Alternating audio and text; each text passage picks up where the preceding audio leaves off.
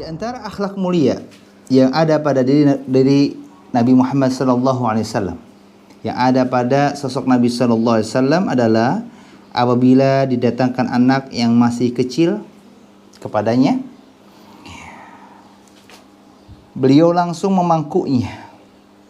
Kalau kata orang Sunda, dilahun, ya, didudukan di atas paha kita. Bahkan seorang bayi pernah kencing di atas pangkuan beliau sallallahu alaihi wasallam. Namun beliau tidak segera menyerahkan bayi tersebut kepada keluarganya atau kepada orang tuanya, agar tidak memberi kesan kepada mereka bahwa beliau merasa terganggu, merasa risih dengan bayi mereka.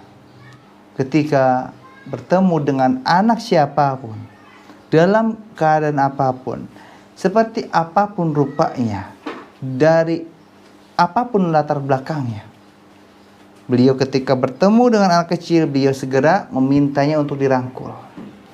Ini sebagai bentuk perhatian beliau untuk mereka dan anak-anak mereka. Makanya ini cerminan untuk kita juga, panutan untuk kita juga. Ketika kita bertemu dengan anak kecil, maka jangan segan untuk menghiburnya, mengajak main, lalu dipangku. Kita boleh ikuti sunnah ini, dan insya Allah berpahala. Di sisi lain menambah rasa cinta anak tersebut kepada kita. Faedah lainnya adalah kita mendapatkan pahala karena mengikuti sunnah Nabi, contoh dari Nabi SAW. Dan ketika anak yang dipangku oleh kita ternyata ngompol, pipis, maka tenang. Mungkin kita panik, tapi di sini ada semacam rincian yang ingin saya sampaikan. Ketika kita memang berusaha tenang agar tidak memberikan raut wajah yang tidak mengenakan, sehingga memberikan kesan atau penilaian bahwa kita merasa risih dengan anak yang ngompol di atas kita, gitu kan.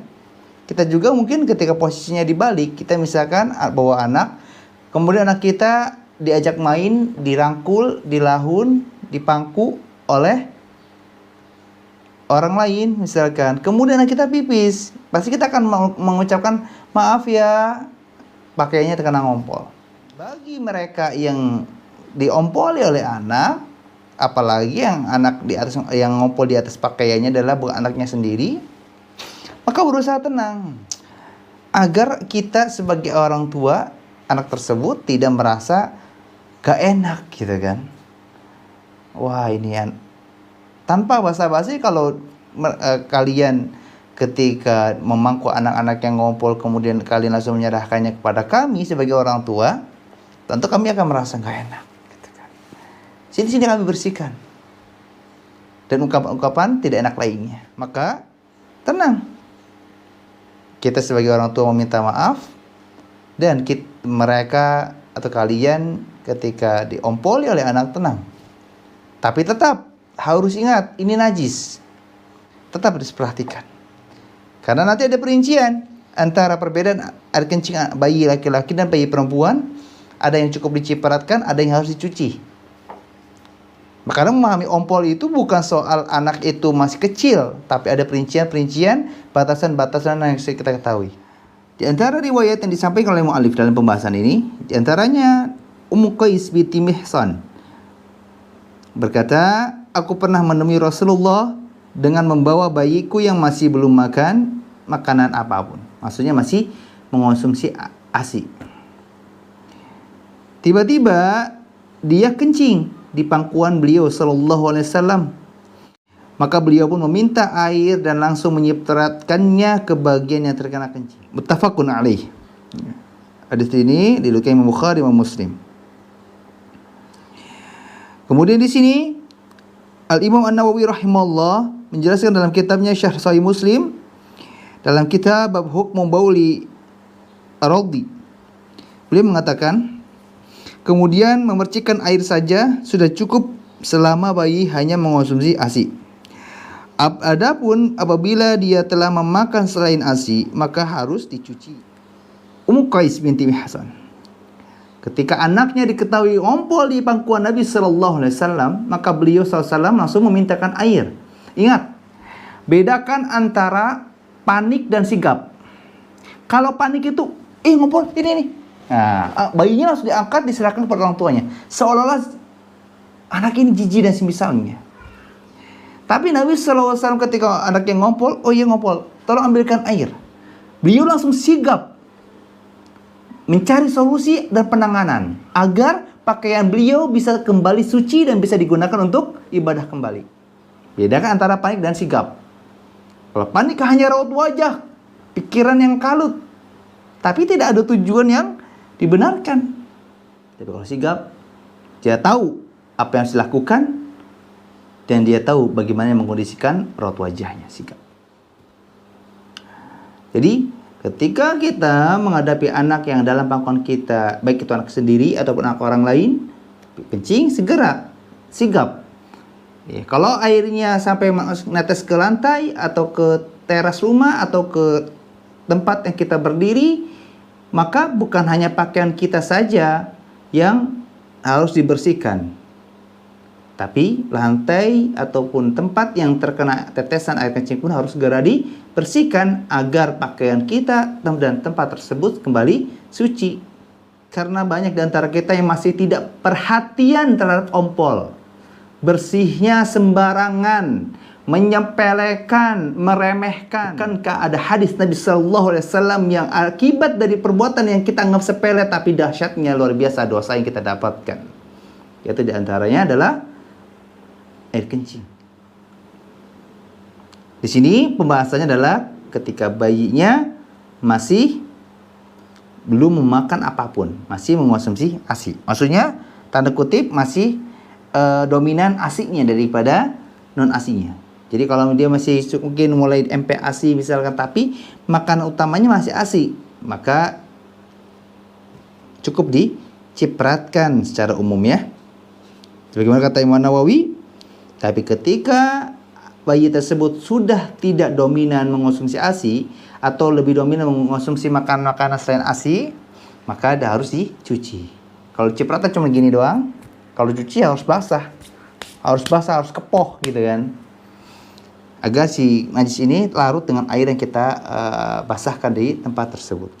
Dalam riwayat yang lain, Ummu Qurz Al-Khuzaiyah radhiyallahu anha, beliau berkatakan, seorang bayi laki-laki pernah didatangkan kepada Nabi Sallallahu Alaihi Wasallam, lalu bayi tersebut kencing di atas pangkuan Nabi. Maka Nabi meminta air dan menyipratkannya ke bekas kencing bayi tersebut. Dan pernah juga seorang bayi perempuan yang ngompol saat berada di pangkuan beliau Sallallahu Alaihi Wasallam, lalu Nabi memerintahkan agar pakaian yang terkena kencing tersebut dicuci.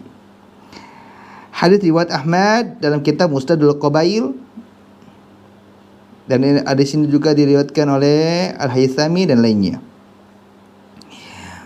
Dan disahihkan oleh Syekh Albani dalam kitab Sahih Sunan Ibnu Majah nomor 303. Ini mulai kita masuk perincian dari kategori bayi. Dalam riwayat Ummu Qurz ini, beliau menjelaskan dua keadaan. Pernah ada Nabi didatangkan bayi laki-laki, kemudian kencing di atas pangkuan Nabi, lalu beliau hanya meminta air untuk dicipratkan pakaian beliau yang terkena air kecil tersebut. Kemudian dalam keadaan yang lain, beliau SAW pernah datangkan juga bayi perempuan, kemudian dipangku dan bayi perempuan tersebut kencing di atas pangkuan Nabi. Lalu Nabi meminta air untuk mencuci pakaian beliau yang terkena kencing bayi perempuan tersebut. Berdasarkan riwayat ini, maka ada dua penanganan yang berbeda. Kalau bayi laki-laki dan bayi perempuan sama-sama belum mengonsumsi makanan selain ASI, maksudnya kedua bayi kategori laki-laki dan perempuan ini masih sama-sama mengkonsumsi ASI, maka penanganannya berbeda. Kalau bayi laki-laki cukup dicipratkan ke pakaian atau tempat atau sesuatu yang terkena air kencingnya, tapi kalau bayi perempuan harus dicuci. Kenapa adanya perbedaan penanganan bayi laki-laki dan perempuan padahal sama-sama masih mengonsumsi ASI? Jawabnya karena di zaman Nabi Sallallahu Alaihi Wasallam, bahkan di zaman sekarang juga masih terjadi. Bayi laki-laki lebih sering dibawa keluar, lebih sering diajak main daripada bayi perempuan. Sehingga sesuatu yang sering untuk memudahkan maka cukup dicipratkan.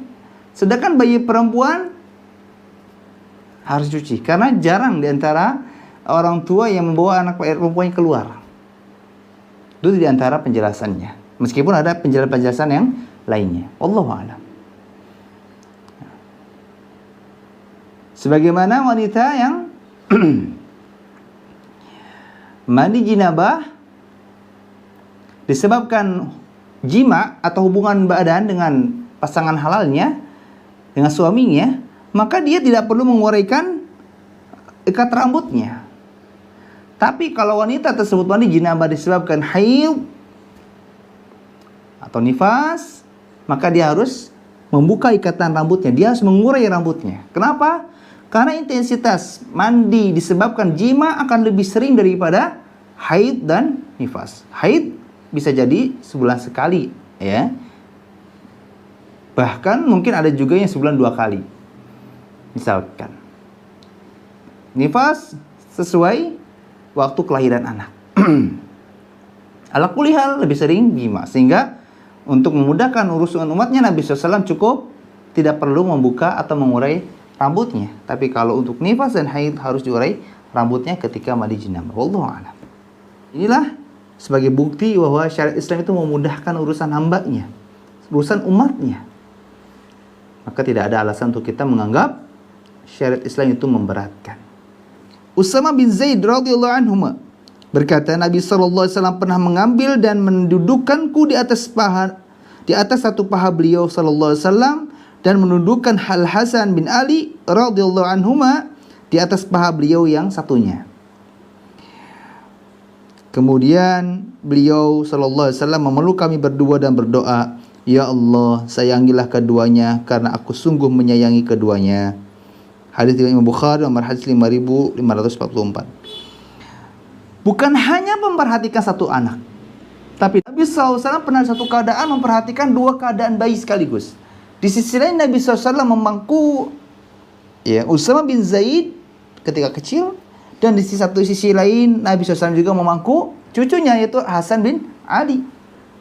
Dipangku dua-duanya, dipeluk dan didoakan oleh Nabi SAW, "Ya Allah, sayangilah keduanya karena aku sungguh menyayangi keduanya." Kita pun jangan pelit, jangan sungkan mendoakan anak-anak yang ada di sekitar kita, orang-orang yang ada di sekitar kita. Terutama doakan juga anak-anak kita, keturunan-keturunan kita, termasuk semua anggota keluarga kita. Kadang kita kepada diri sendiri saja lupa untuk mendoakan kebaikan untuk diri kita kepada Allah Azza wa Jalla, apalagi mendoakan kebaikan untuk orang lain kepada Allah Azza wa Jalla. Padahal doa efeknya akan selalu beraktif, bereaksi bagi orang yang mendoakan, bagi orang yang memintakan. Siapapun yang berdoa, apapun doanya, akan Allah kabulkan sesuai keinginannya, sesuai kehendaknya. Jangan pernah meremehkan doa.